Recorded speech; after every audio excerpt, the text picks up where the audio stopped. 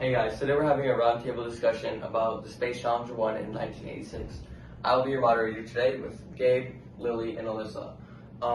The Space Challenger was launched on cold evening in 1986, which ultimately led to the death of 7 astronauts, including 1 teacher on board. Gabe, would you like to go further into this description? Yeah. So in 1986, NASA tried to launch Challenger 1. But due to previous tests, they learned that there were a lot of O-ring failures. So they delayed the launch, and on a cold Saturday morning, below 53 degrees, which was the regulation, they ended up launching. But due to all of the bad conditions, it resulted in the lives of 7 astronauts and 1 teacher being taken. Yeah, and I'd like to talk about the 7 astronauts and the teacher being taken. The very reason the spacecraft exploded and killed those lives were because of the O-ring failure, which happened due to the icy and cold conditions at launch, which were below 53 degrees, and the engineers had actually recommended not to launch the night before. Yet, NASA and the management still implied to launch, and it exploded. So it really brings into question about some of the ethics and moral dilemmas in this film. Alyssa, would you like to go further into that?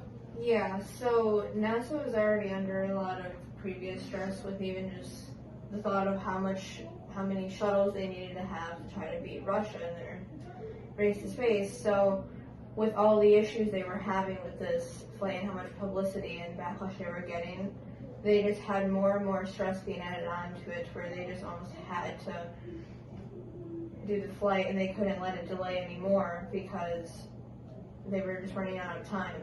So they looked past so many of the regulations that needed to be kept up and ignored them and just hoped that it would be okay.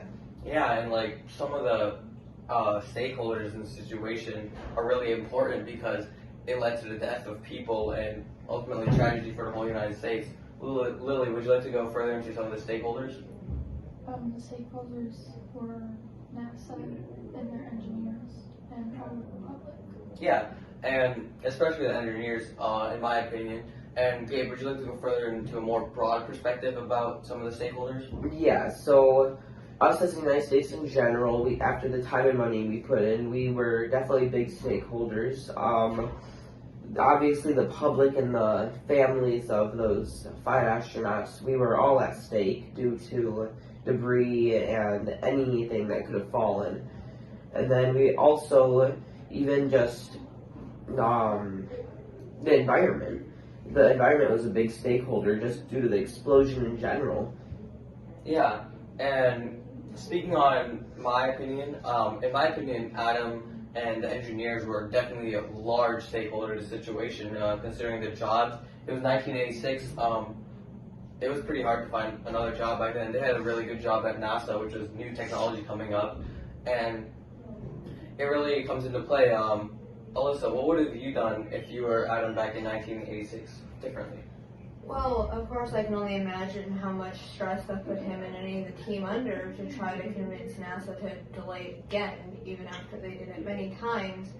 But I would have tried to take it a little bit further than he did, like possibly contacting the teacher who was going to be flying, or any of the families, or even just like the news reporters, because that would have made the situation seem bigger, and NASA almost would have just had to back down and delay it because everybody would be concerned. Yeah, and you know, they already delayed it a lot trying to stop this launch, and it really brings into play about some of the responsibilities these engineers have to make sure the public is safe, and especially those astronauts, and ultimately you have to really think about that and have those responsibilities in your engineering life. So, Gabe, if you were a future engineer to say, what would you have as some of your responsibilities? Some of my responsibilities I think would include not overloading myself and evenly dividing my work. If I tried to do it all by myself, like Adam tried to do, he was the only one that tried to stop NASA. 90% of the time it's not going to work out as you think it will. Another responsibility I think could be just getting your work done neat and right.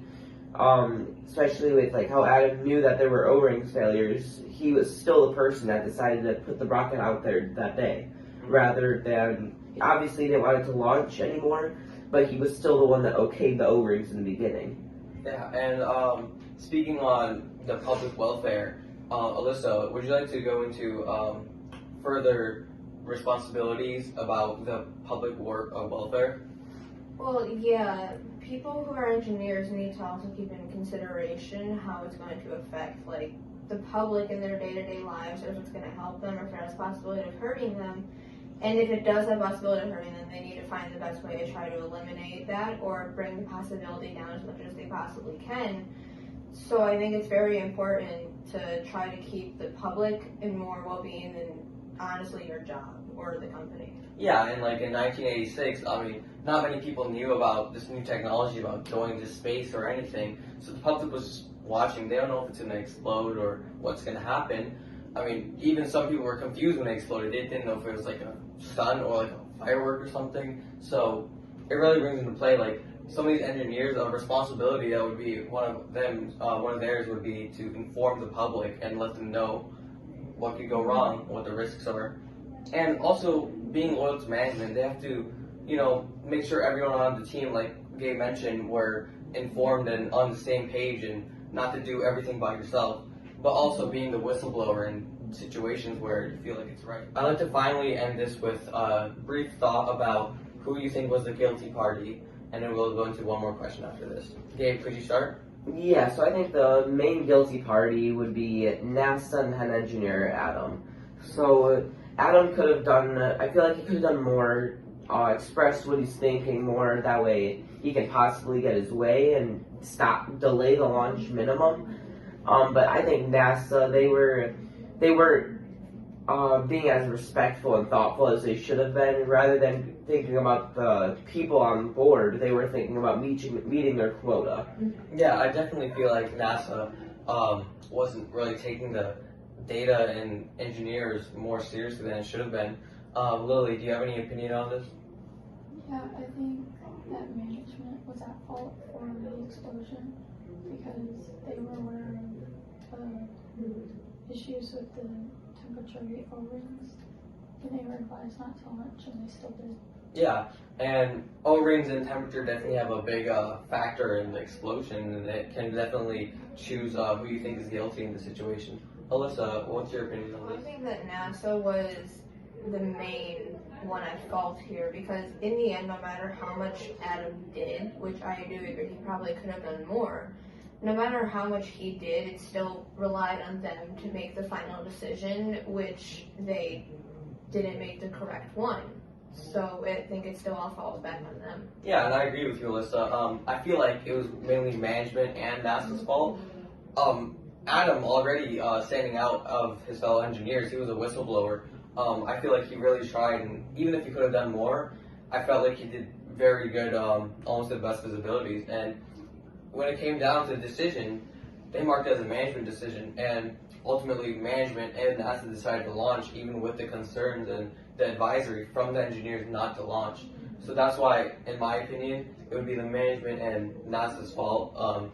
That's why they're guilty, because they approved the launch and even lied on the court, saying that the engineers allowed the launch when they didn't approve it at all. And we're going to go to our last question of the day for everyone, and that's, if you were Adam, what would you have done back in 1986? Would you like to start, Gabe? Yeah, so if I was Adam back in 1986, I think I would have been more communication type talking. I feel like if he would have talked to the public more, or in this case, if I would talk to the public more, I feel like there could have been a different outcome. So I think that if I were Adam, I would just have a better form of communication. Yeah, and I agree with that too. Lily, what would you have done? I would have told more people and made it a bigger problem Yeah. to prevent the launch. Alyssa, what would you have done? Yeah, I would have tried to do my best to put more people in the know about the situation, and I would have really tried to keep my ground with NASA and not fall back and let them think that I don't know what I'm talking about. And again, of course, if that didn't work, then the next best choice would be to let more people know and make it a more well-known issue. Yeah, and I definitely agree with all three of you guys about how he should have been more communicative. And if I was Adam back in 1986, I definitely would have tried to be more communicative. Instead of just keeping it in the branch, he's already being a whistleblower. He can go against management's decision now, and he can tell the public, he can tell his wife knew, but like he can tell more people, he can tell news stations, the public, anyone. He doesn't have to keep it in his building. And I think that will wrap up our roundtable discussion today. Thank you for Participating. participating.